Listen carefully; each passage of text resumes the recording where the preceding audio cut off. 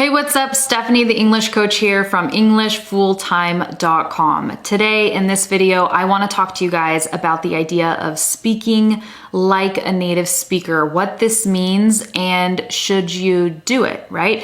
Now, some people think that they should lose their accent completely, and other people feel like, no, my accent is part of my identity. I don't want to lose it. So share your thoughts in the comments. I want to know what you guys think, what my audience thinks, right? I want to know if you guys are leaning more toward, no, I want to retain my accent because it's part of my identity, or I want to lose it completely. And I'm going to talk to you guys about my viewpoint on this subject, okay? So first of all, I think that when people say speak like a native, they're not necessarily saying I want to sound exactly like a native speaker. Now, with this said, there are some people who do mean that. And then there are other people who say like a native, as in I want to speak fluently and clearly, and I want to be understood, and I want to be able to connect my speech, and I want to feel as good in English as I feel in my native language, okay? So the definition, there is no consensus, I guess, as to what the definition of like a native is. So there's a lot of contention around this phrase, right? Like, people get really upset about it. Some people don't care about it. So yeah, we're gonna keep talking about this. We're gonna dissect it a little bit today. So the meaning of like a native, for some people it means sounding and speaking exactly like a native speaker. And for other people, it just means, no, feeling comfortable in the language, like as comfortable as you feel in your native language.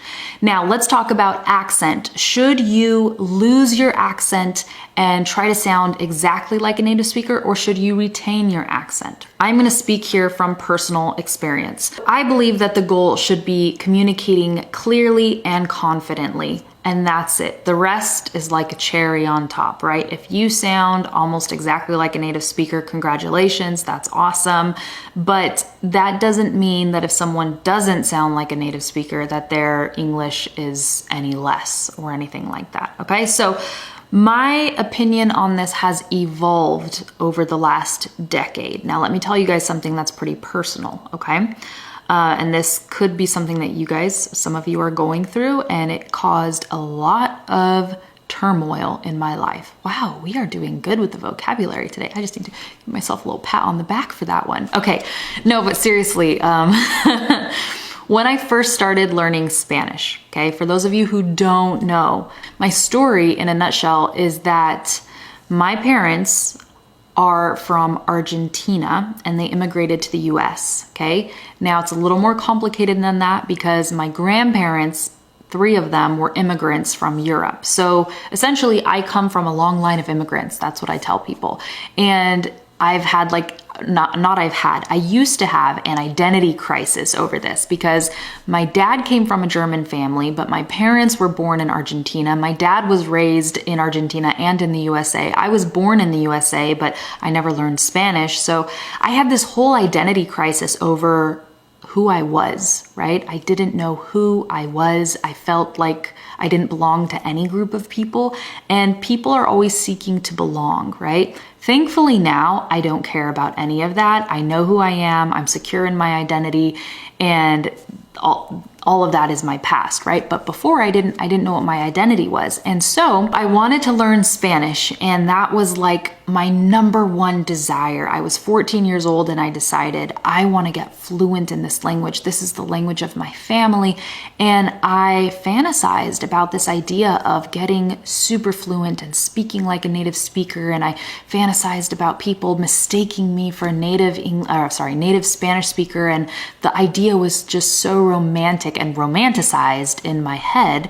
And I imagined that I was just this, I don't know, like mysterious person. Like people would look at me and be like, wow, like she knows a foreign language. Wow.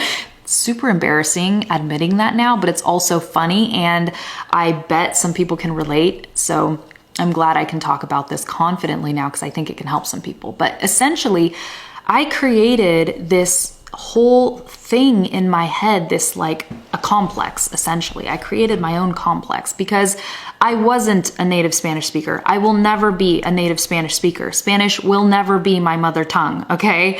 But I was in some kind of denial. Like I really wanted that. Like I wanted people to think that I was a native Spanish speaker.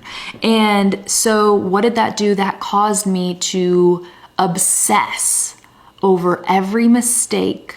It caused me to obsess over my pronunciation, over grammar, everything. And beyond obsess about all of this, it caused me to not be able to speak because I was so afraid. I was living in fear. I was afraid of making mistakes. I was afraid of people finding out my real identity, which is I'm a native English speaker. And I was afraid of people discovering this because I wanted to create this illusion that I was somebody that I wasn't. This is so dangerous, you guys. Anytime you try to pretend that you're somebody that you're not, it's just not good, okay? It's not good for your stress levels. It's not good for your psyche. It's not good for you. It's not good for your happiness. I didn't know this and I was a teenager, okay? And I had nobody to help me through this whole identity crisis thing. It made learning the language very difficult for me because when you're too afraid to speak, you can't practice. If you don't practice, you don't improve. And if you don't make mistakes, you don't improve. We need to make mistakes because that's how we learn. It's like all of this is super logical now, but before I didn't get it. I didn't know what I was doing, right? And this is also now why I'm the English coach, because I've learned so many of these things through my experiences and through the experiences of my students. It's like I can look back and tell you where I've been and et cetera, et cetera. Okay, that's off topic. What? Coming full circle. Okay, so I had this huge identity crisis, but the good thing is, since I was so obsessed with sounding exactly like a native speaker, I developed a really good accent, okay? I really listened, I imitated, I really learned how to imitate natives and how to sound native-like, okay? And now when I speak Spanish, and I do have a video in Spanish, I'll link it up here, okay? Now when I speak Spanish, a lot of people say that I sound like a native speaker. So I achieved my dream. I achieved what I wanted, right? A lot of people say that I sound like a native Spanish speaker, and depending on how good my Spanish is that day, because if time goes by and I don't speak Spanish for a long time, I do get a little rusty, and this is normal. And we can talk about this in another video. It happens to people even when you're fluent. But yeah, depending on how good my Spanish is, maybe I've gone a week and I've only spoken Spanish, so my Spanish is lit, all right? It's on fire, it's amazing.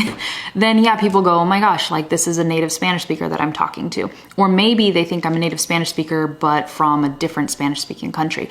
Either way, like, I achieved my dream, but at what cost? There was a huge cost. And if I could go back in time and do things differently, I absolutely would. I think this obsession with sounding exactly like a native, and not just sounding like a native, but passing for a native, okay? Passing, that's what I think is very unhealthy when you have this obsession with the desire to pass as a native, because that means that you are not okay with your identity. You are not a native English speaker, okay? And that's okay. You don't have to be. And I wish somebody would have told me that. I wish when I was in high school and I was insecure, I wish somebody would say, there's nothing wrong with not being a native speaker. There's nothing wrong with that. You can learn languages, embrace languages, speak fluently, and enjoy who you are, right? And I didn't have that. And it really makes me sad and almost angry, like at the amount of years that I wasted being afraid of speaking because people would realize that I wasn't a native Spanish speaker. Okay, so I created this huge complex in my mind that still affects me occasionally to this day. I'm still trying to undo that.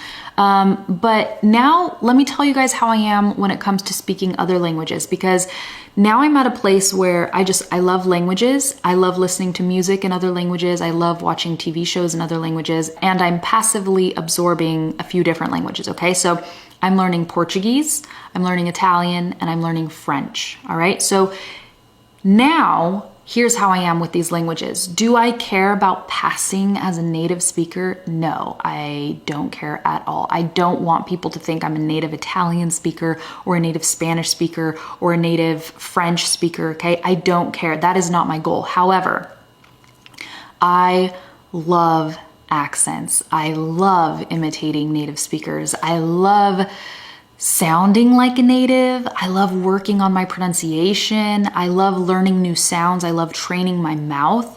So when I practice these languages, I am going for authentic pronunciation, okay? I want to sound like a native. I don't want to just be lazy and use English pronunciation in foreign languages because that's hard for other people to understand and it's no fun at all. I really, really like learning new sounds and saying words that sound completely foreign to me until they sound natural to me. I love that. I love the whole transformation. So that's how I see it now, and I think that that's a very healthy way to view languages, and I encourage you to view English in the same way. You don't have to pass as a native speaker, but there's nothing wrong with obsessing over pronunciation and intonation and you trying to sound as native-like as possible just because you love it. There's nothing wrong with that. And this also extends beyond pronunciation. Sounding like a native can also have to do with the way you put your sentences together. I really, really like sounding like a native in other languages and putting sentences together in phrases the way a native speaker would. But sometimes it's like, I get lazy and I don't remember how to say it the way a native speaker would. So I just, translate directly, even though I don't do this very often. Once in a while, it's kind of like a tool in the toolbox. If you need it, you grab it and you use it. If I don't know how to say something the way a native speaker would say it, I say it however I want to say it, translating the idea from English into that language. And it usually works out. And that makes me feel amazing because it makes me feel like, yeah, I learned these languages and I can use them however I want.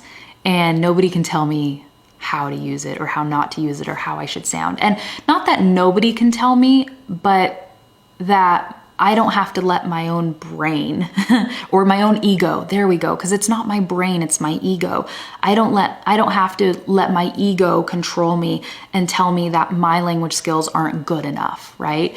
I can use it how I want to use it and feel confident doing it. All right, so I hope that this was helpful, you guys. Like, seriously, again, there's nothing wrong with wanting to sound like a native, working on your pronunciation, sounding as authentic as possible, working on your accent, but don't let your ego drive you crazy by making you believe that you have to pass as a native speaker when you're not a native speaker. Embrace your identity, who you are, where you're from, the language that you speak, the culture that you're from. There's so much history there. There's so many beautiful things there. And no one is better than anybody else. Okay, so let's just end on that note. And if you are interested in working on your pronunciation with me, then I want to invite you to join my complete pronunciation course. Use the link in the description and sign up below. Right now, we are creating the course and testing it with students. We're going to launch a beta version very soon. So if you want to get more information about that, just sign up for it and we'll let you know when it's ready. All right, you guys, that's it. Please let me know your thoughts in the comments. I hope you enjoyed the video. I hope it was helpful. Give it a thumbs up if it was helpful. If you are not a subscriber, but you watch my videos and you enjoy them, then go ahead and hit that subscribe button, okay? That's it, you guys, and I'll see you in the next video. Bye.